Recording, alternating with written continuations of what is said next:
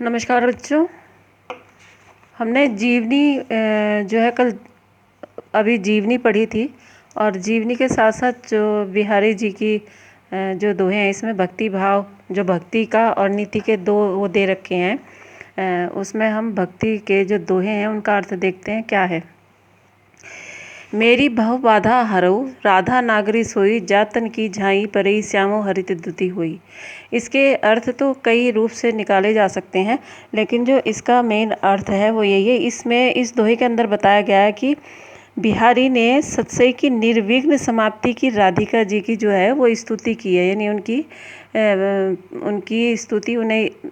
स्तुति यानी पूजा के रूप में उन्हें माना है। तो इसमें कहा गया है, जिनके शरीर की झलक पड़ने से मेरी भव बाधा हरो राधा नागरी सोए। जिनकी शरीर की झलक पड़ने से श्री कृष्ण परम आनंदित हो जाते हैं, ऐसी नागरी यानी ऐसी राधा जी मेरे सांसारिक दुखों को दूर कर दें। जा तन झाई परे श्यामो हरे, यानी ऐसी राधा जी मेरे सांसारिक दुखों को दूर कर दें। दूसरा है, मोर मुकुट की चंद्री कनु यूँ राजत नंद नंद मनु शशि शेखर की अकस किए शेखर सतचंद। इसमें बताया गया है श्री कृष्ण के सौंदर्य पर मुग्ध हो गई हैं। जो नायिका है वो श्री कृष्ण के सौंदर्य पर मुग्ध हो गई है और अपनी इस स्थिति का वर्णन वो अपनी सखियों से करती है। क्या कह रही हैं वे? श्री कृष्ण अपने मस्तक पर शत शत क्या लगाए हुए हैं? चंद्रमाओं से अंकित मयूर पंखों का जो किरीट है उसको धारण किए हुए हैं। मानव शंकर जी से प्रतिस्पर्धा करने के लिए ही उन्होंने सैकड़ों चंद्रमाओं को अपने सिर पर लगाया है। सोहत ओढ़ई पितु पटु श्याम सलोने गात मनऊ नीलमणि शैल पर आतपु परयो प्रभात। यानी कि इसके अंदर बताया गया है श्री कृष्ण का अलौकिक रूप, यानी श्री कृष्ण का जो अलौकिक रूप है उनके वस्त्र देखकर नायिका अपनी सखी से कहती हैं। क्या कहती हैं?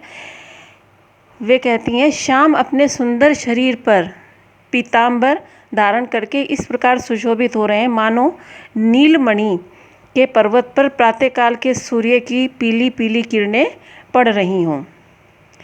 अधर धरत हरि कई परत होठ डीठी पट ज्योति हरित बांस की बांसुरी इंद्र धनुष रंग होती। इसमें बताया गया है कि प्रस्तुत दोहे में सखी जो बांसुरी के सौंदर्य पर मुग्ध हो रही थी, जो उनकी बांसुरी जो बजाने का तरीका था उस पर मुग्ध होते हुए राधिका जी से उसकी प्रशंसा कर रही हैं। जो सखियां हैं वो राधिका से उनकी प्रशंसा कर रही हैं। प्रशंसा में क्या कहती हैं? श्री कृष्ण के अपने अधर पर धारण करते ही उस पर होठ नेत्र तथा पीताम्बर की ज्योति पड़ती है। ओठ ढीठ पटजोत, यानी उस पर जो है किसकी? होठ नेत्र तथा पीताम्बर की ज्योति पड़ते ही वह जो बांस की बांसुरी है, हरित बांस की बांसुरी, वे जो बांस की बांसुरी है वो कैसी हो जाती है? इंद्रधनुषी रंग की हो जाती है। या अनुरागी चित्त की गति समुझई नहीं कोई, ज्यों ज्यों बूढ़े श्याम रंग त्यों त्यों उजलो होई। इसमें बताया है, बिहारी जी का कहना है कि श्री कृष्ण के प्रेम से मन की म्लानता और कलुषता दूर हो जाती है। यानी कृष्ण जी को जब याद करते हैं तो उनकी भक्ति में जब रहते हैं तो मन में जो मलिनता होती है, जो कलुषता होती है वो क्या हो जाती है? दूर हो जाती है और हृदय हमारा कैसा हो जाता है? स्वच्छ हो जाता है। इसमें कहा गया है कि अनुराग से भरे हुए मन की गति को समझना कठिन है। अनुरागी चित्त यानी अनुराग से भरे हुए मन की गति को समझना बहुत कठिन है। इसकी गति इतनी विचित्र है कि यह प्रेमी मन जितना ही काले रंग के कृष्ण में डूबता है, ये जो बूढ़े श्याम यानी जितना ही उनके श्री कृष्ण के काले रंग में डूबता है उतना ही पवित्र और उज्जवल हो जाता है। त्यों तो उज्जलु होई, उतना ही पवित्र होता जाता है। तऊ लघु या मन सदन में हरि आवई की बाट बिकट जटई जो लघु निपट खूंटई न कपट कपाट। इसमें कह रहे हैं कि दोहे में कवि बिहारी लाल कहते हैं इस दोहे में कि कपट त्यागने पर ही मन में ईश्वर आ सकते हैं। अगर हमारे मन में कपट है तो हमारे मन में ईश्वर नहीं आने के, लेकिन अगर हमारे अंदर से कपट निकल गया तो ईश्वर हमारे अंदर आ सकते हैं।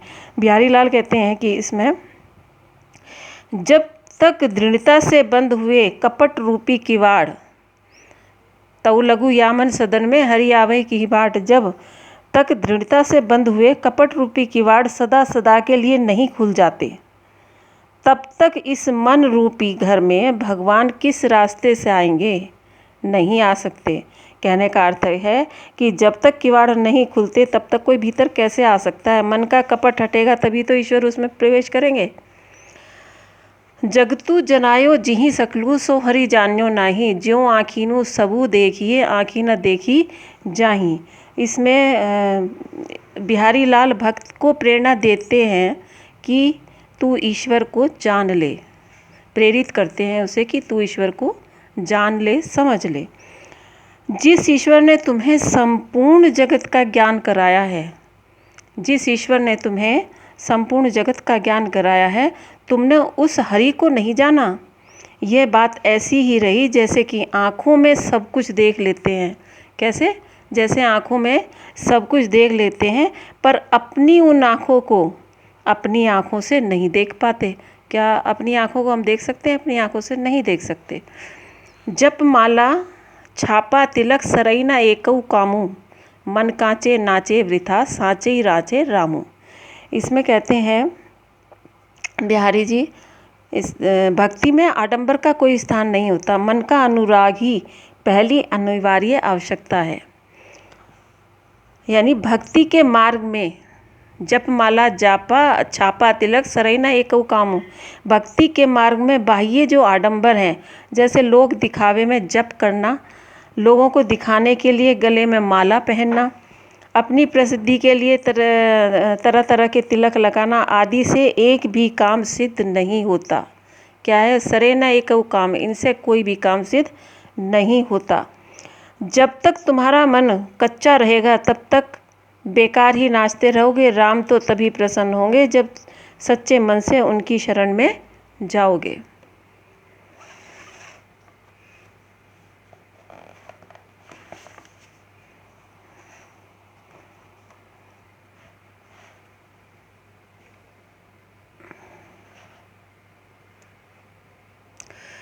चलिए अब आते हैं नीति पर।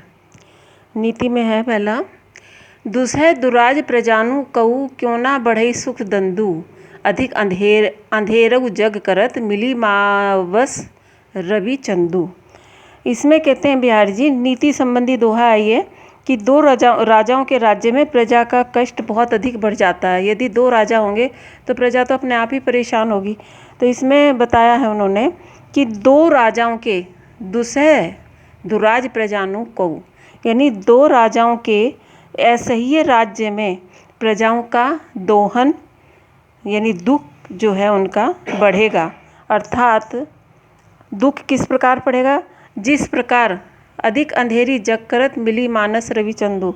दुख किस प्रकार होता है? क्योंकि जिस प्रकार से अमावस्या की तिथि को सूर्य और चंद्रमा एक ही राशि पर मिलकर सूर्य और चंद्रमा जब एक राशि पर मिलते हैं तो संसार में और भी अधिक अंधेरा हो जाता है। बसई बुराई जासू तन ताही कौसन मानू, भलऊ भलऊ छही छोड़िए खोटे ग्रह जपू दानू। इसमें कहते हैं बिहार जी ने दुष्ट व्यक्तियों की स्थिति का चित्रण इस दोहे में किया है। क्या कह रहे हैं वे? जिसके शरीर में बुराई बसती है, जिसके शरीर में बुराई बसती है, ताही को सम्मानू, उसी का सम्मान होता है। आज का समय ऐसा ही है, जिसके शरीर में बुराई बसती है उसी का सम्मान होता है। भलऊ भलऊ कहीं छोड़िए, भला ग्रह तो भला कहकर छोड़ दिया जाता है, किंतु खोटे ग्रह के आने पर जप दान आदि किए जाते हैं। जो अच्छा ग्रह होता है उसे ऐसे ही छोड़ देते हैं, जो थोड़ा भी ग्रह खराब होता है उसके लिए दान पुण्य किया जाता है। नर की अरु नल नीर की गति एकई करी जोई, जेतऊ नीचऊ हवई चलई तेतऊ ऊंचऊ होई। इसमें बिहारी जी ने विनम्रता के महत्व का उल्लेख किया है। किसका? विनम्रता के महत्व का उल्लेख किया है। क्या बता रहे हैं बिहारी जी? मनुष्य तथा नल, क्या है? नर की अरु नल नीर की, मनुष्य तथा नल के पानी की स्थिति एक जैसी ही मानी गई है या समझनी चाहिए। मनुष्य तथा नल का पानी जितना नीचा होकर चलता है, जेतव नीचे हवाई चली, जितना भी नीचा होकर के चलता है वह उतना ही ऊंचा बढ़ता जाता है। कहने का अर्थ है मनुष्य जितना नम्र होकर आचरण करता है उतना ही वो श्रेष्ठ कहलाता है। उसी प्रकार नल जितना नीचा होकर चलाया जाता है उसका पानी उतना ही ऊपर को उठता जाता है। बढ़त बढ़त संपत्ति सलीलू मन सरोजू बढ़ी जाई, घटत घटत सु ना फिरी, घटई बरु समूल कुम्ही लाई। इसमें बिहारी जी धन का मन पर क्या प्रभाव पड़ता है इसके बारे में बता रहे हैं। धन का मन पर क्या प्रभाव पड़ता है, तो इसमें बताया है बढ़त बढ़त संपत्ति सलीलू मन सरोजू बढ़ जाए। यानी जिस तालाब में कमल खिले होते हैं उस तालाब में जब पानी बढ़ता है तो उसकी बढ़त के साथ साथ ही कमल की नाल भी बढ़ती जाती है लेकिन जब पानी उतरता है तो बढ़ी हुई वही नाल छोटी नहीं हो पाती। जब पानी बढ़ता है तो वो बढ़ तो जाती है, लेकिन जब पानी घटता है तो वो छोटी नहीं हो पाती।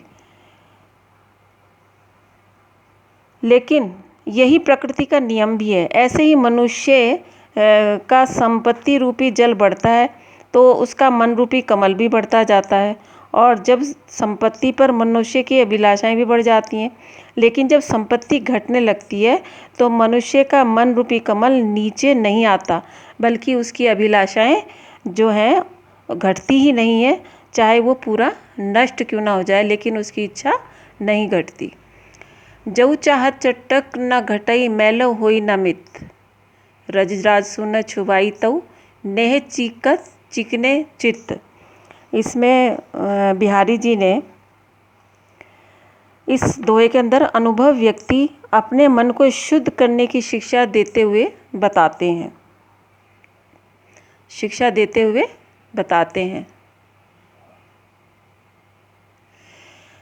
जऊ चाहत चटक ना घटई। अरे मित्र, यदि तुम चाहते हो तुम्हारे चित्त की चटक यानी उज्ज्वलता कभी कम ना हो और मैली भी ना हो, तो प्रेम रूपी तेल में मैली भी ना हो, रज राजसु न छुपाई, तो प्रेम रूपी तेल से चिकने उस चित्त को गर्व क्रोध आदि की रजोगुणी धूल का स्पर्श मत होने दो। यानी आप अपने चित्त को यदि उज्जवल रखना चाहते हो तो आप अपने चित्त को गर्व क्रोध आदि की रजोगुणी धूल से मैला मत होने दो। बुरऊ बुराई जऊ तजई, तऊ न चितु खरऊ डरातु, जो निकलंकु मयंकु लखी, गनई लोग उत्पातु। इसमें जो बिहारी जी हैं, दुष्ट व्यक्ति अचानक ही अपनी दुष्टता छोड़ देता है तब भी उससे उपद्रव की शंका बनी रहती है। भले ही एक बार इंसान जो है अपनी बुराई को छोड़ता है, लेकिन फिर भी एक शंका बनी रहती है, उस पर पूरा विश्वास नहीं जम पाता। बुराई बुराई जो तजे अब दोहे में बताया, यदि दुष्ट व्यक्ति अचानक ही अपनी बुराई छोड़ दे तो उससे भी लोगों के मन में शंका बनी रहती है, उससे डर लगा रहता है।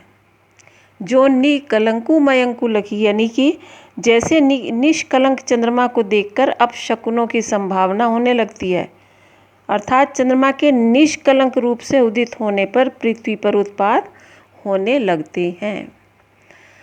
अब लास्ट में है, स्वार्थु सुख ऋतु न श्रमो, वृथा देखी विहंग विचारी, बाज पराए पानी परी, तू पच्छीनु न मारी। इसमें बताया है कि दूसरे लोगों के बहकावे में आकर अपने साथियों के साथ दुर्व्यवहार करने वाले व्यक्ति को बाज की अन्योक्ति द्वारा समझाया गया है। जो दूसरे के कहने में आकर दूसरे का नुकसान करते हैं उसके बारे में समझाया गया है। क्या है? हे